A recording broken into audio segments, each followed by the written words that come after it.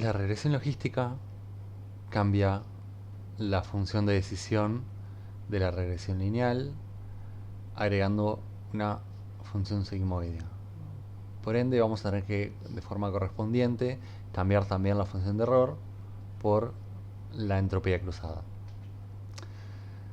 ¿Qué pasaría si antes de ver eso queremos utilizar el error cuadrático medio como función de error en regresión logística? Podríamos plantear nuestro error igual que antes, como el promedio de los C sub i, y los C sub i como el error cuadrático de la predicción, pero ahora con la función sigmoidea aplicada a la regresión lineal. Esto funciona, si uno lo quiere usar, más o menos funciona, pero tenemos dos problemas. Primero que no es convexa, ¿no? Si yo hago las cuentitas y en este caso podemos visualizar, ¿no? El error cuadrático, pero en n dimensiones también puedo hacer la cuentita y probar de que esta función no es convexa, entonces ya no es tan fácil la optimización. Y después que en realidad el error cuadrático como que no es muy apropiado para esta salida, ¿no? Que es una salida de probabilidades, ¿no? Donde por ahí no es lo mismo decir que la probabilidad sea 1 cuando la probabilidad era 0 a decir que la probabilidad era 0,5 cuando es 0,7. Digamos, la penalización del error en ese caso podría ser de una manera más ajustada a este tema de las probabilidades, en donde por ahí lo ideal sería que entre 0 y 1 sea el peor error posible, ¿no? Entonces, vamos a poder definir otra función de error que se llama la entropía cruzada, ¿sí? Que esta sí va a ser convexa para para la sigmoidea de esto, o sea, para la función de regresión lineal, y además va a ser más apropiada en términos de cómo penaliza a las predicciones erróneas. Entonces la entropía cruzada, de nuevo, definimos a E como el promedio de los E sub i, y el E sub i, es decir, el error de cada ejemplo, va a estar dado por esta función que está dividida en dos partes, ¿sí? Es el logaritmo, vamos acá a la derecha, es el menos logaritmo de la salida del modelo, si y es igual a 1, es decir, si yo tenía que predecir un 1, entonces, para este ejemplo, entonces voy a usar esta fórmula. Y si yo tenía que predecir un 0, voy a tener que usar esta fórmula. Que en realidad si yo la expando, tengo acá esto lo mismo que antes, ¿no? Pero con la función sigmoidea, ahí que está aplicada a la salida de la regresión. Entonces, ¿cómo puedo interpretar eso? Bueno, primero vamos acá al caso en el cual y sea realmente 1. O sea que yo tenía que predecir 1. Entonces, en ese caso, yo estoy aplicando el menos logaritmo a la salida de la regresión logística, que es un valor de 0 y 1. Por eso, acá estamos usando como eje X. Si bien esto parece un poco raro, ¿no? Porque uno diría, bueno, pero el eje X serían las entradas, los valores. No, bueno, en este caso, como estamos hablando de la función de error, la entrada de la función de error es la salida de la regresión logística, que es un valor entre 0 y 1. Entonces vemos qué es lo que pasa. Si yo tenía que predecir un 1, pero predije un 0, entonces el menos logaritmo tiene esta forma, y entonces tiene una asíntota vertical acá, entonces el error va a ser infinito en este caso, ¿no? Como esto yo nunca voy a llegar exactamente a esto, va a ser un valor muy cercano al infinito. Y si y era 1 y yo predije 1, entonces el error va a ser 0. Y en este caso, como veremos, tiene entonces una manera de penalizar el error que es suave al principio, con leves cambios de la probabilidad. No hay un error muy grande, pero crece exponencialmente a medida de que me voy acercando a una diferencia, y la peor diferencia que hay sería esta, ¿no? Que tenga que decir 1 y diga 0. Y si y es 0, que sería el otro caso, voy a usar 1 menos f de x, que es básicamente lo mismo pero al revés, ¿sí? En este caso, si y es 0 y f de x es 0, entonces el error va a ser 0, ¿sí? Porque el logaritmo de 1 es 0, ¿no? Entonces el menos del logaritmo de 1 también es 0. Pero a medida que si yo tenía que predecir 0 y voy incrementando el valor en el cual, o sea, estoy aumentando la probabilidad que sale, mi modelo predice una probabilidad cada vez más grande, entonces el error va a tender a infinito, igual que antes es, digamos, simétrico, ¿no? Pero entonces tuve que hacer esta división entre los dos casos porque no son, como que son dos funciones de error combinadas en una, pero son como casos distintos. Hay una manera de escribirlo de todas maneras a esto como una sola fórmula, ¿sí? Y la idea es que tenemos acá esta definición, ¿no? Y el truco está en que estos y sub i valen 0 o 1, ¿no? Entonces voy a poder escribir esta fórmula como y sub i por esto, que esta era la definición para cuando y era 1, y 1 menos y sub i por esto, que era la definición para cuando y era 0. Entonces, por ejemplo, ¿qué pasa si y es 1? Si y es 1, yo tengo acá mi fórmula, en donde esto va a ser un 1, por lo cual todo esto multiplicado por 1 va a quedar igual. Y esto de acá va a ser 1 menos 1, 0, o sea que todo esto se va a multiplicar por 0 y se va a ir, o sea que si y es 1 me queda solamente la primera parte de la fórmula. Y si y es 0, me va a pasar exactamente lo contrario. Esto se va a hacer 0, entonces esto se va a ir, y esto 1 menos 0 me va a dar 1, y esto se va a quedar y me va a quedar la otra parte. Entonces y es una función que decimos indicadora. Entonces me permite, o sea, hace que de este término, de este sub i que tiene dos términos, si y es 1 vamos a construir si y es 1 vamos a construir esto, y si no, no vamos a construir nada, y lo mismo con 1 menos i, ¿no? De cada término va a contribuir dependiendo del valor de y sub i. Entonces, como dijimos, tengo acá, este sería mi modelo, ¿no? Con un error, un valor de error, y acá voy a poder ver en este caso, que es un problema de una sola dimensión, voy a poder ver la función de error, y veo que, de nuevo, si tengo m y b acá que cambian, y mi función de error es convexa, ¿sí? Acá se ve que las escalas de las variables están distintas, por eso vemos que claramente prefiere una, debe ser que no están normalizadas las variables cuando hicimos este gráfico, lo cual no es un problema, ¿no? Es algo normal esto. Y entonces vemos que es convexa y va a funcionar bien. Entonces, vamos a hacer como un paréntesis de cuál es la interpretación de la entropía cruzada. Bueno, en realidad la entropía cruzada no nos vamos a meter en toda la teoría de esto, pero me mide distancias entre distribuciones. O sea, por ejemplo, si f de x vale 3, o sea, si la salida de mi modelo es 3, esto me está diciendo que la probabilidad de que x sea de clase 1 es 0,3, y por ende que la probabilidad de que sea de clase 0 va a ser 1 menos esta probabilidad, que va a ser 0,7. ¿Y por qué esto? Porque forma una distribución de probabilidad. Entonces, como las opciones son o que sea de clase 1 o que sea de clase 0, la suma de las dos probabilidades tiene que dar 1. En este caso nosotros, esta probabilidad, digamos que sería la correspondiente, no la mencionamos, pero está implícita en siempre, porque la puedo calcular siempre como 1 menos esto, porque como esto tiene que estar normalizado, tiene que estar. Entonces, el error cuadrático medio, nosotros vimos que medía distancias entre puntos, ¿no? Y usaba la distancia euclidia al cuadrado, ¿no? O sea, teníamos una noción de que tengo puntos en mi espacio y una distancia euclidia para entre puntos que me va a decir como el error, ¿no? Entre lo que yo predigo y lo que debí predecir. Entonces, en lugar de eso, la entropía cruzada va a medir distancias entre distribuciones de probabilidad, es decir, entre la distribución que yo estoy acá, que yo predigo con este f de x, y la distribución verdadera, que es la que me dicen los datos. Entonces, esto en realidad se basa, hay una distancia también asociada, que se llama de Kullback-Leibler, ¿sí? O también se llama divergencia de Kullback-Leibler, que funciona con distribuciones de probabilidad. Y vamos a ver un cachito de cómo funcionaría. ¿Bien?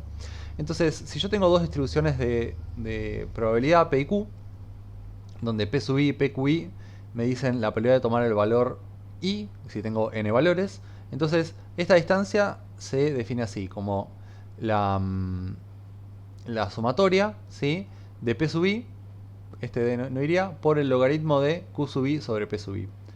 Entonces es como... esta es una matriz de distancia que no es simétrica, ¿sí? No es lo mismo calcular la distancia de P a Q que de Q a P. Entonces en este caso tengo el P sub i que cada uno de estos términos me dice P sub i, la importancia que le voy a dar a esto, ¿no?, relativa a P sub i. Y acá tengo como una relación entre las dos, en donde Si son iguales, el logaritmo de esto va a dar 1. Perdón, el logaritmo de esto va a dar 0 porque va a ser el logaritmo de 1. Y si son muy distintas, esto me va a dar alguna noción de error, ¿no? que vamos a calcular. Entonces, bueno, y esto tiene algún menos por aquí que no nos importa para esta discusión. Lo que queremos ver un poquito es cómo sería si yo tengo acá, por ejemplo, tres distribuciones de probabilidad, A, B y C. Entonces, ¿cómo haría para calcular la distancia entre dos distribuciones? ¿No? ¿Cómo es este concepto de una distancia entre dos distribuciones? Bueno, en realidad yo también, de nuevo, podría calcular acá el error cuadrático medio y eso me va a dar, entre las dos distribuciones, me va a dar una distancia, pero, como les decía, como veíamos en la entropía cruzada, la distancia de esta curva Kleiber está especializada para penalizar mejor, ¿no? Entonces, en este caso, que sería el peor caso, que era el que mencionamos hoy, la distancia de curva Kleiber entre B y C, que son justamente las probabilidades opuestas, pero además una es todo 1 y otra es 0 y viceversa. Entonces, en este caso la definimos como sería acá la sumatoria, como son dos valores vamos a tener dos términos. Entonces sería la curva Kleiber de 0, 1 y 1, 0, que en este caso sería, si B, tengo B sub 1 y C sub 1 y B sub 1 son los valores de B y C para el valor 1, son las probabilidades. Entonces esto sería B sub 1 sería 0 y C sub 1 sería 1. Entonces en este caso tengo 0 por el logaritmo de 1 sobre 0, que sería el logaritmo de infinito, que es infinito, ¿no? Y acá, y esto en este caso, esto se cancela, esto me quedaría 0, porque el 0 por infinito es 0, pero acá, en este caso, hacemos la cuentita, de nuevo tengo acá tendría entonces, como es el 2, 1 por 0 sobre 1, o sea que es el logaritmo de 0, que es menos infinito, que acá les digo esto, tendríamos que tener un menos para que sea infinito, pero bueno, esto me dice que entonces la distancia entre estas dos distribuciones es infinita, ¿sí? O sea, uno por ahí, si lo ve acá, vería como un cuadrado, ¿no? Las distribuciones, podríamos ver en el plano, digo, en el plano euclidiano 2D, los veríamos como puntitos, ¿no? Pero en el plano dado por la distancia de Kleiber, estarían como, no serían dos puntitos acá, el 0, 1, el 0, 1 y el 1, 0, sino que estarían con una distancia infinita entre los dos. Y después, por ejemplo, puedo calcular la distancia de curva Kleiber entre B y A, ¿no? Que sería la distancia entre esta distribución y esta, que sería algo parecido a lo que hacemos con la entropía cruzada. Hacemos la distancia entre la distribución real y la que calcula nuestro modelo, ¿no? Entonces sería como la distancia entre esto, entre las probabilidades 1, 0 y 0, 3, 0, 7. Entonces acá hago la cuentita de esto, me daría 1 por esto de acá, más 0 por todo esto acá, que esto de nuevo es lo mismo que está pasando en la definición de la entropía cruzada, ¿no? Tenemos este 1 y este 0, nos están eligiendo, ¿no? Cuál de estas a estas darle bola. Bien, y este como en el 1, acá también hay un 1, entonces este se va, entonces por eso en la definición de entropía cruzada este 1 no está, pero en realidad podría ir, y este es entonces me queda el logaritmo de 0,3, que es lo que me quedaría en la entropía cruzada, menos el logaritmo de 0,3 en realidad. Y acá puedo ver también que la distancia al revés, la distancia AB, no es la misma, porque entonces me quedaría 0,3 por logaritmo de 1 dividido 0,3. Acá, ¿no? En esta parte estarían al revés estos valores, y acá lo mismo, estarían al revés y me quedaría 0,7 por logaritmo de 0, que sería, bueno, esto estaría un poco indefinido, ¿no? Pero bueno, me quedaría un infinito acá entonces también, me parece. Pero bueno, porque sería el logaritmo de 0. Entonces, como les digo, es una distancia un poco inusual porque no es simétrica, y este por ahí es el caso más importante, en donde vemos, o este también, los dos, donde vemos que la distancia es infinita entre estas distribuciones, y además vemos que en este caso esto es exactamente lo que está pasando con la definición de entropía cruzada. ¿Sí? Estamos calculando esta distancia definida de esta forma. Entonces, ahí, habiendo entendido un poco qué está haciendo esta entropía cruzada, me está calculando las distancias entre la distribución que yo predigo y la verdadera. Voy a pasar podríamos pasar a ver las derivadas. Las derivadas, la cuentita acá, ya les ponemos el resultado. La cuentita es un poco larga, no tanto, pero no vemos la necesidad de verla ahora. Pero lo bueno es que tienen un final feliz, o sea, hacemos las cuentas y nos dan exactamente las mismas derivadas que en el caso de regresión lineal.